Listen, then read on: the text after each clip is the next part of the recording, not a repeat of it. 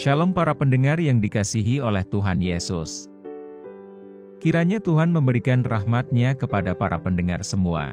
Sebentar lagi kita akan mendengarkan pembacaan Alkitab audio dalam versi bahasa Indonesia sehari-hari.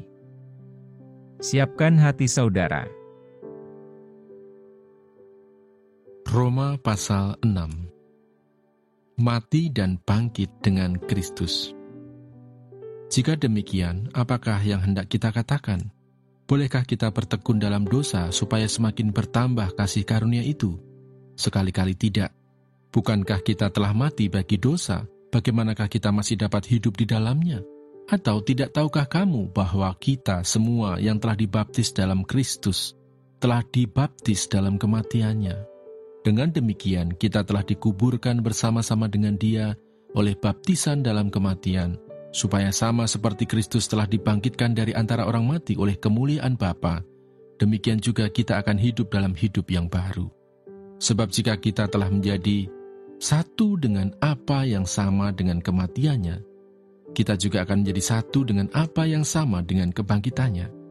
Karena kita tahu bahwa manusia lama kita telah turut disalibkan, supaya tubuh dosa kita hilang kuasanya, agar jangan kita menghambakan diri lagi kepada dosa. Sebab siapa yang telah mati, ia telah bebas dari dosa. Jadi jika kita telah mati dengan Kristus, kita percaya bahwa kita akan hidup juga dengan Dia. Karena kita tahu bahwa Kristus, sesudah Ia bangkit dari antara orang mati, tidak mati lagi, maut tidak berkuasa lagi atas Dia.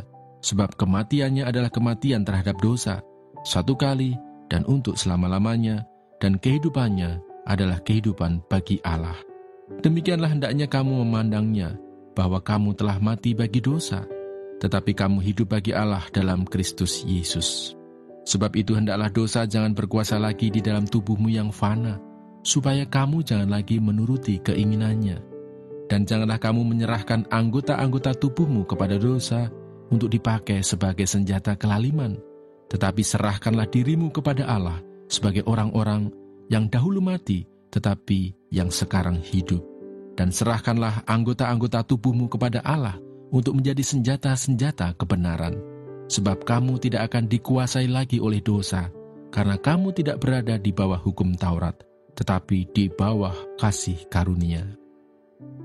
Dua macam perhambaan.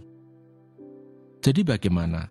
Apakah kita akan berbuat dosa karena kita tidak berada di bawah hukum Taurat, tetapi di bawah kasih karunia? Sekali-kali tidak. Apakah kamu tidak tahu bahwa apabila kamu menyerahkan dirimu kepada seseorang sebagai hamba untuk mentaatinya, kamu adalah hamba orang itu yang harus kamu taati, baik dalam dosa yang memimpin kamu kepada kematian, maupun dalam ketaatan yang memimpin kamu kepada kebenaran. Tetapi syukurlah kepada Allah, dahulu memang kamu hamba dosa, tetapi sekarang kamu dengan segenap hati telah mentaati pengajaran yang telah diteruskan kepadamu. Kamu telah dimerdekakan dari dosa dan menjadi hamba kebenaran. Aku mengatakan hal ini secara manusia karena kelemahan kamu, sebab sama seperti kamu telah menyerahkan anggota-anggota tubuhmu menjadi hamba kecemaran dan kedurhakaan yang membawa kamu kepada kedurhakaan. Demikian hal kamu sekarang harus menyerahkan anggota-anggota tubuhmu menjadi hamba kebenaran yang membawa kamu kepada pengudusan. Sebab waktu kamu hamba dosa, kamu bebas dari kebenaran, dan buah apakah yang kamu petik daripadanya? Semuanya itu menyebabkan kamu merasa malu sekarang, karena kesudahan semuanya itu ialah kematian.